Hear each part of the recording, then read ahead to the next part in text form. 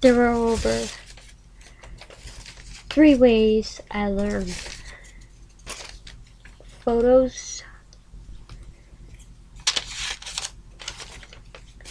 looking at something, reading, writing, and so on. There are things most people don't get that I get. Talking about sad. I can almost interpret every dream I've had. Not all details, but most of it.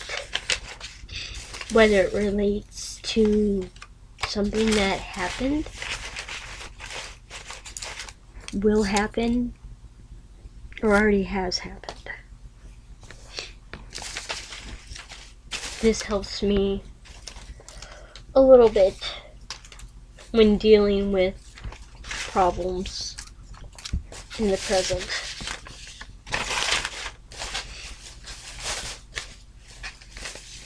There are so many things in my life that people will never see because they're too blind to see.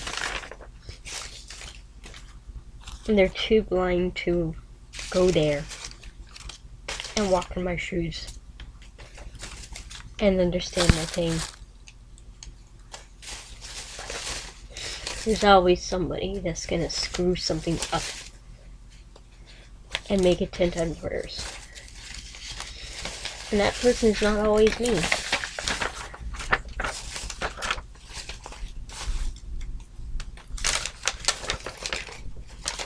Most of the time, people don't care how you feel, or they make it worse how you feel. So I've noticed. That's not right. That's not gonna get you anywhere by doing that.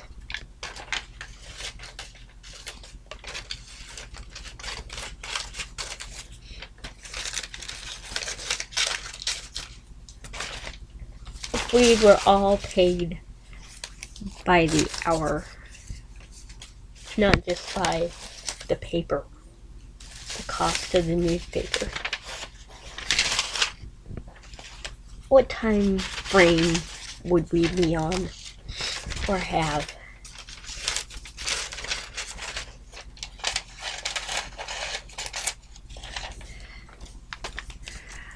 I remember when I worked at the register, how bad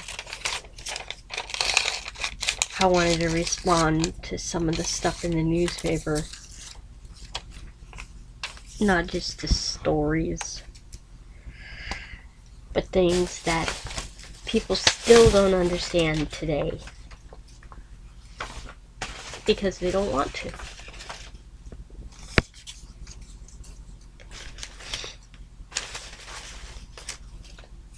I've been to several schools before I graduated high school, and most were all in this stupid state. That's how much I hate Iowa. But there are other reasons to hate Iowa. The way authority treats me, the questions that never get answers to a solution that can be agreed upon.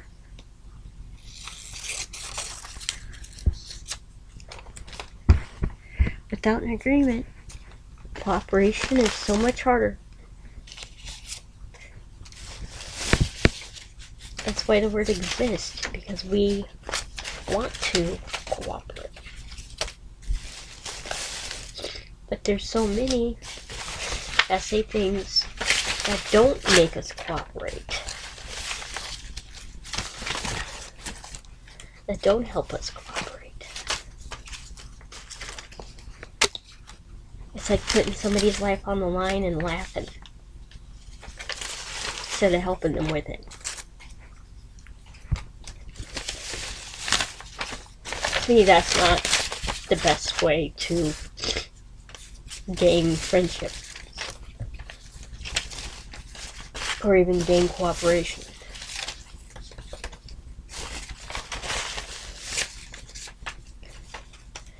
And words are no light bulb, in a way. Because something needs to power it up. So it's more of a switch, off and on, or the lash from a whip or a belt. Something violent when a person wants to be violent as well. That doesn't gain cooperation. That gains what we call fear. I had a fear attachment to my family.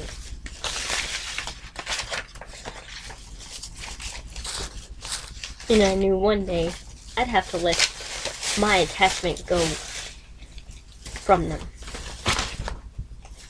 Because the more I attached myself, the worse it became.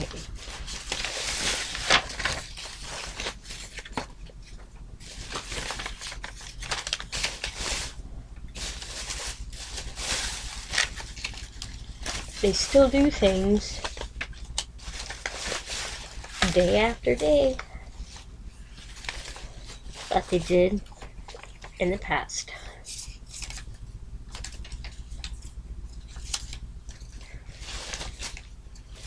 They repeat the same sins and don't want to commit themselves to changing it. It's not just saying that changes. It's doing. In one hospital, I got lucky. They didn't even want me in isolation. Because in isolation, you don't know what can go wrong. Even if you see it on camera. You don't know how people will react.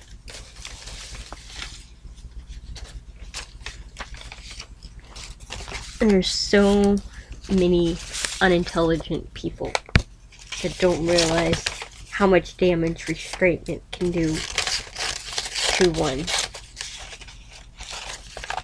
Referring back to my own experience in isolation and other experiences that I could relate to that are damaging in isolation. Restraint.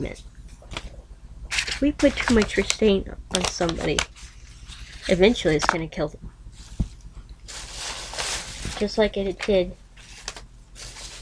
to the person in isolation. People don't get. If people are in isolation, they want to recover. They don't want to die. They want to recover. And yes, we need more people. But we don't need more people to put us in hospitals to get better. We need people to keep us out of the hospitals, known as outpatient, versus in-hospital, inpatient.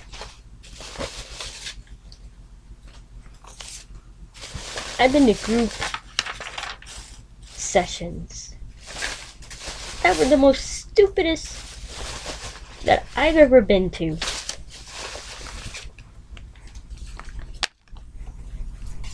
In my life.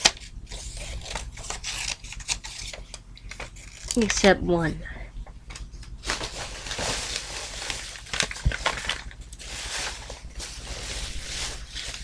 When we get into a hospital, half of us don't know what the patients go through or had been through. They don't know. They don't know their history until they become on file.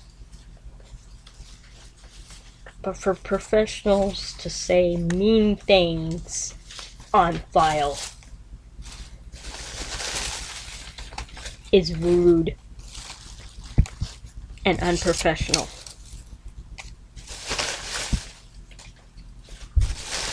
And that's a fact. Because those things hurt people more than you think, if you have common sense to think.